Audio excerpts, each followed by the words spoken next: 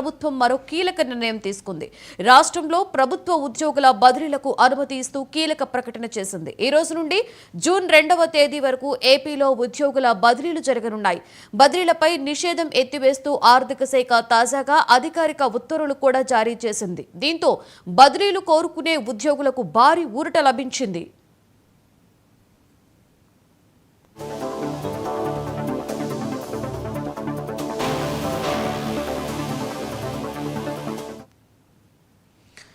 అయితే ఈ బదిలీల విషయంలో ఏపీ ప్రభుత్వం విడుదల చేసిన గైడ్ లైన్స్ కూడా కొన్ని ఉన్నాయి. వీటి ప్రకారం ఒకే చోట 5 సంవత్సరాలు గడిచిన ప్రభుత్వ ఉద్యోగులను ఖచ్చితంగా బదిలీ చేయవలసి ఉంటుంది.